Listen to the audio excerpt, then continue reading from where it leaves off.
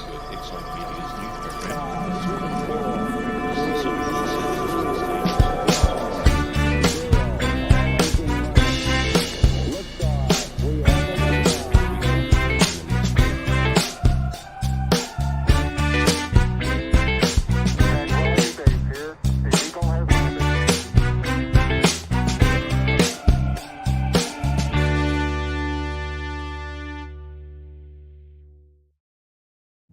Well, that was so funny. There was a moment there in the intro that I thought the guy was going to run out of steam. It seemed like a doon, doon, doon, doon, doon, nearly out of fuel. But we got up the hill and we're back for Thursday with the kick. And this week we're going to be talking about how to look after your team during the pandemic. You probably have a good understanding that it's been absolute mayhem over the last 2 years. You've got to keep things moving along. You've had to adapt. And it's all the better if you can take your team forward with you. So we thought we'd have a chat about what's been happening at Excite Media. I don't know if you realise that we've got a team of about 30 staff. Some of them work from home in different parts of the country, but most are all Southeast Queensland based. And our bedrooms have been turned into offices, but we've made it work. And then we had a little thing called Aircon Gate that we're going to tell you about shortly as well. But really pleased to be able to welcome to the show, man of the moment, Karl Paustian. Thank you very much for joining us on the kick. How you doing, my man? Good. Thanks for having me. Nice office that you've got there. What's going on? This is one of the spaces at our office, and I just had to be a bit careful because this used to be the back of where the actors would come when this was a playhouse. So this is where they would put all the graffiti on the walls, but you've got to be a bit careful because some of it's a little bit rude. So I found a nice little section that I think is pretty safe for viewership. But if there's anything there, we'll block it out. Love it. That's the kick. Family friendly, making it happen. Star Wars, toy shops, it's all going on here. Karl, we thought we'd get some advice from you on teams because not only are you part of leading the team here at Excite Media, but you've kind of played a part in just about every team as well. Tell us about a bit of your history. How many departments have you worked in? It depends on how we break down the departments, but certainly 3 or 4. So I came on board as a project manager and I had very limited experience in the world of websites. So there was a lot to learn about how websites worked. They're interacting with other parts on the internet as well. And then worked my way through to leading that team over time and then working into the digital marketing team, now on the management team, which sort of oversees all of that. So 3, I guess that is. But then having a hand in the world of design, some video work that we've done for other businesses, and even working with the support team pretty closely. So definitely got my sort of hands in all the different pies at Excite Media. Love it. And one of the things that we recognise, culture is so important to Excite Media. We talk about it being a family, but we live it as a family as well.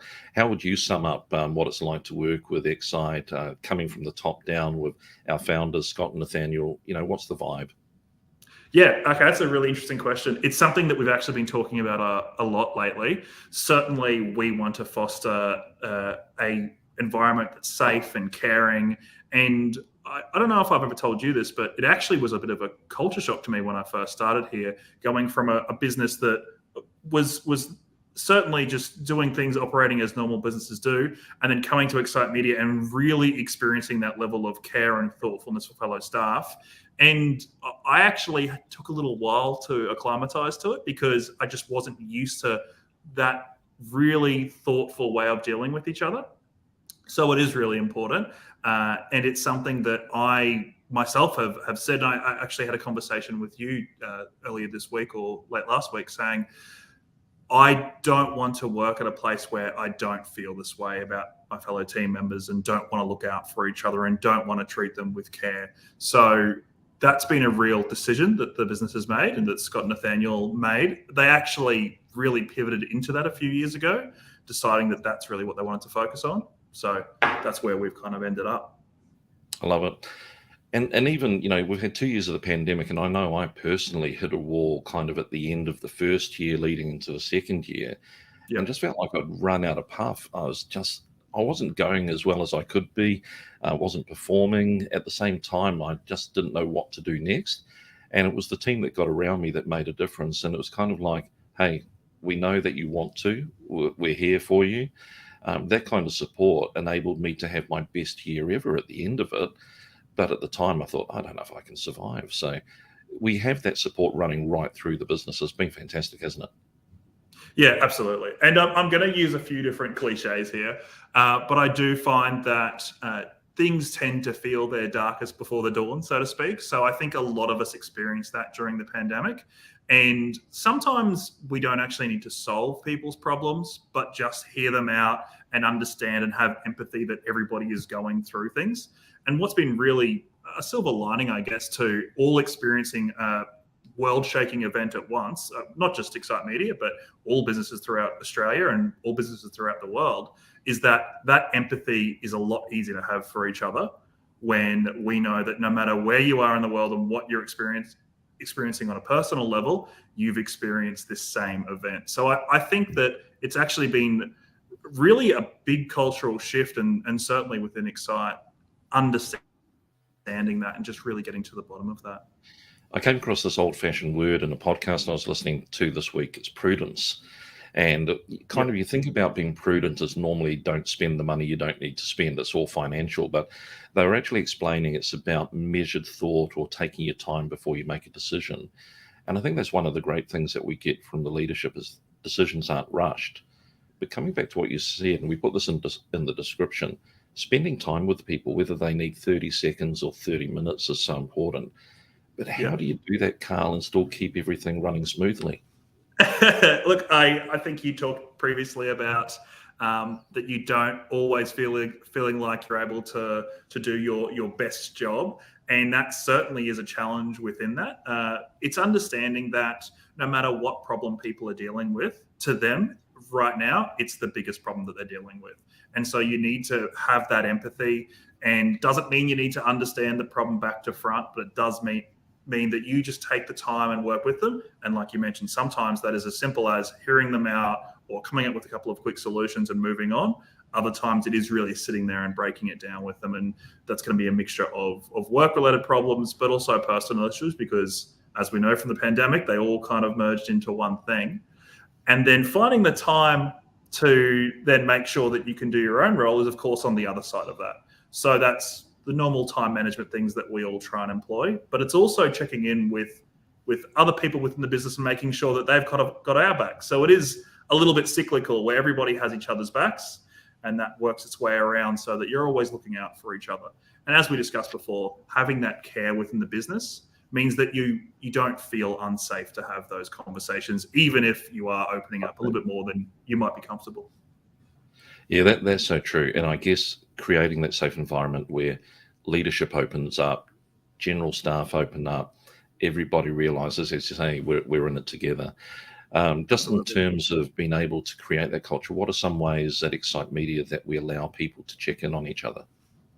Yeah, so we very much try to allow people to check in with their managers or with other staff on their team, and make it clear that regardless if you're on the same team or in different departments, everybody should be checking in with each other, and everybody should be, I know I keep saying the word empathy, but it is really so important, is really trying to understand what each other's going through, both in a work sense, if there's a deadline that they have to meet, or if they've got things going on in their lives outside of work that are making work-life balance challenging. So it really is about opening those doors and making sure everybody's comfortable with that. And sometimes, and I think you would agree, sometimes that is just when you are a team leader and you are in a position that people look up to, you opening up as well and talking about your own life and what your own challenges are. Because I think sometimes it's very easy to feel like I'm the only one that is struggling or is not able to complete this task, and this person will be able to do it quite easily. And then when you start to develop that understanding, it does make it a lot easier to have those conversations. Well, during the course of the last couple of years, we've had to adjust a lot of the time. Sometimes it's fun adjustments, no more Friday lunches if we're not in the building together. Or it might be simple things like, hey, just adjusting so that you can do different hours of the day to suit around some of the parents that were looking after teaching kids at home. What are some other ways that we actually had to adjust during the pandemic to take care of both ourselves and the clients? Yeah, absolutely. So I guess the the good thing with that silver lining is that everybody was going through it. So clients certainly understood what we were going through because they were going through it themselves. But it was about, I think, making everybody available and clients finding out when they were available as well. So that may be a time of day thing. That may be how you actually interact with them, whether it be on calls, whether, when we could go out and visit them, making sure we went out and visited them. But obviously the pandemic didn't always allow that. And really just making sure that everybody understood what was happening. Everyone's made this joke, but we're now at a stage where if you've got kids in the background or you've got a dog or a cat jumping up in front of the screen, people are much more understanding of that now, where they probably wouldn't have been as much in the past. So it really is just talking about that we're all people and we're all going through similar things. A little bit of communication never hurt along the way, did it? No, absolutely not. One of the things that came in was a comment that we just got on Facebook from somebody called Chris Taylor. Apparently your Bonza trivia got them through the pandemic. Yeah. I think that's another part of it too, is remembering to create moments for fun and camaraderie and things like that as well, because it's very easy to focus on how's the work going to get done, but to check in on each other and have those moments where you get to relax is important too. So yeah, many a Friday afternoon trivia session where we would shut up shop a little bit early, and I would pick very, very difficult questions that I knew no one was going to get. So a lot of people where we had the highest score was 3 out of 20 or something like that. But I think people had fun along the way. One of the things we've been doing for years at Excite, that even was before the pandemic, is our O3 meetings. Now, people may never have heard of an O3.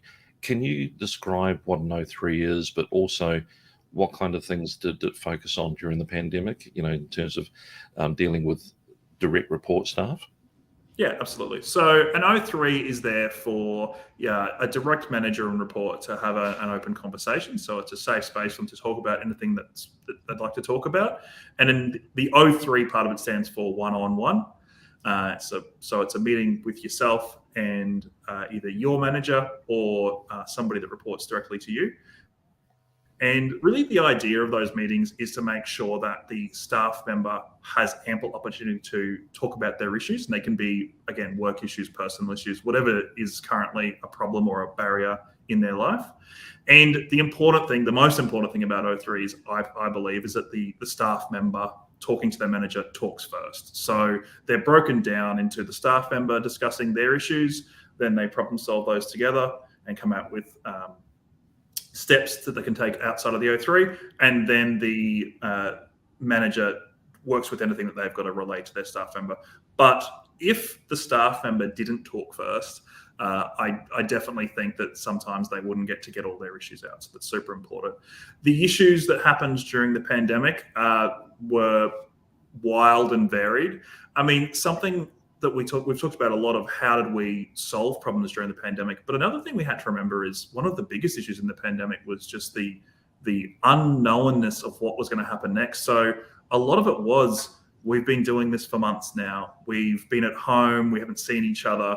And it really was just finding the time to have that fairly raw conversation sometimes about worries, about concerns. So it wasn't always problem solving. It was often, well, right now we don't have specific normal day-to-day problems to solve because instead we're stuck at home for weeks and months on end. So that's as important, I think, as solving the problems on the fly. Yeah, and I guess we've got a mixture of team members here, some that would consider themselves extroverts, others introverts, some middle of the road.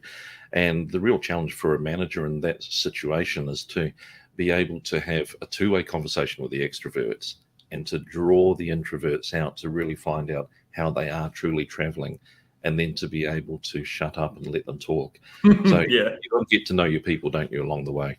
For sure. And remembering as well that there is no right or wrong answers with this, and there was no right or wrong way to deal with stresses during the pandemic or stresses in everyday life. So that part of your role, if you are hearing somebody out, is to let them tackle the problems their own way, whilst being a little supportive hand to say, hey, have you thought about this? Have you thought about that?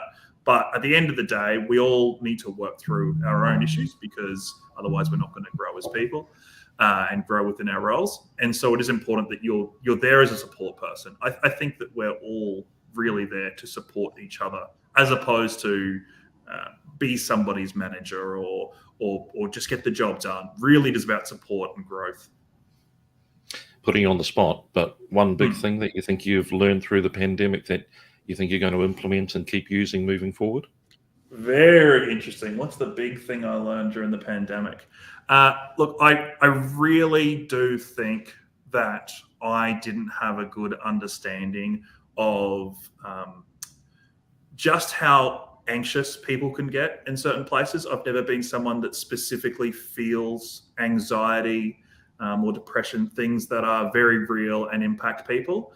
And then I think, like I mentioned before, because there was so much time and things move so slowly sometimes in our home lives, I did for the first time get anxious about life things and things like that. And it really is one of those things where you don't understand what people are going through until you've experienced it yourself. So now, having experienced that, I actually see it as quite a positive, because when people do come to me with anxieties and I have struggled to get a bearing on them, I'm one of these people that are like, well, here's how we solve points A through D, and then we do this, then we do that, and learning that's sometimes not what it's about. It's about listening and just hearing people out in the moment. So I think that's what I've learned going forwards, and I do feel that I've got a little bit more of a step closer to true enlightenment that we're all looking for. I love it. And a great lesson to take forward, and one that we don't want to forget. Karl, thanks very much for giving us some insights into looking after the team during the pandemic. I thought we'd close out this edition of The Kick by having a look at some of the new great websites. We seem to be launching all the time, and there's a couple here. We're launching a lot. You get involved in some of the launches. If you don't know, Excite Media is known for great web design, but particularly when it comes to lead generation websites that will actually bring you right fit customers. And so we've got a couple of examples here. This one just literally launched this morning, Ultra Labels, and then we're going to have a look at a childcare centre one as well. Just talking about these, Karl, you get involved in the quality assurance checks that we do before a website will launch. Now, this is a gorgeous website for a company that does everything from health labels to wine bottles and flexible packaging, that type of thing. This is a gorgeous new website for their business development team. They're going to be over the moon. But what would have gone into the tests and checks before we let this one go live in the wild? Yeah, so it's interesting when launching a website, if you imagine it like building a house, there's a whole bunch of things that you need to do to ensure that the quality of the product and making sure that all the steps have been taken. However, unlike building a house, which is a physical product, there's a whole bunch of extra things in the background. So we have a really long and exhaustive checklist. As you can imagine, that could be how long is a piece of string. You could be quality assuring for weeks and weeks. We obviously don't have that time luxury. So we make sure that we hit all the major points. So that's things like the alignment of elements on the page and how they respond when you have smaller and larger size browser windows, so for mobile or tablets or a full size computer.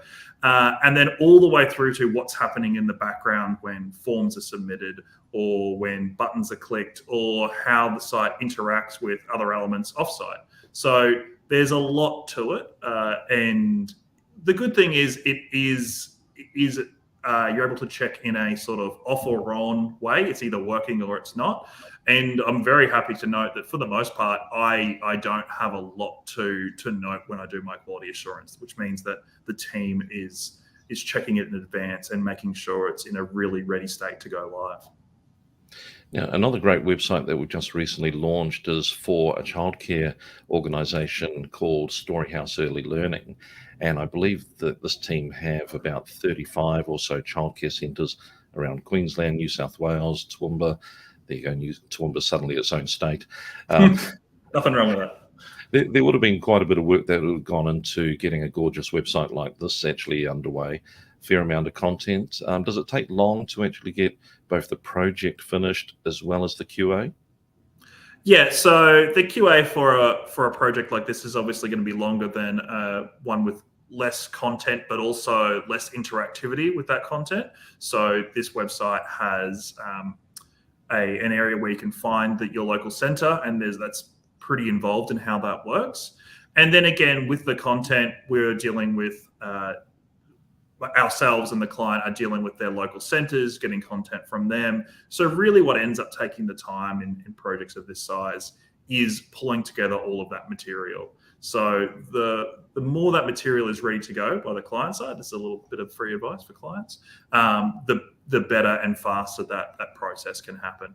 And it's like anything, when you have more stakeholders involved, then obviously that's going to slow things down as well. So projects can happen quite quickly, but it's purely the amount of content that goes into them that tends to sort of make that process a little bit longer. But of course, absolutely gorgeous, isn't it? I mean, and when you end up with the end product, it speaks for itself for sure. There we go, the Story House. So you can see, and you can see all the cool little elements on the right hand side within the map as well, showing you those locations, and that's set up in a way that when a new location is opened, it's all done automatically. So it's just putting those details in, and that fills the map, and away you go. That's fantastic. Well, listen, it's been really great catching up, and great to see more solid, incredible work coming out of the Excite Media team. And some thanks coming in from the team here for your leadership and the care that you bring in. Excite Media has values which talk about care, fun, contribution, and dependability, and definitely making sure that you're ticking the care boxes. We really appreciate having you on the team, Karl. There he goes. Thanks, appreciate it. I'm trying to do my best to pay attention to you and read. That's something that I can't do. Can't do two things at once. And you and I are the largest eggs on board. So there you go. All right. Well, it's been great to have another edition of The Kick. Been fantastic to have the team along. And please make sure that you share the videos and get involved. If you'd like to get on The Kick as a guest, maybe you've got something that you think businesses need to know, some ideas, then please always reach out to us via our website. And we'll see you next Thursday for the next exciting episode.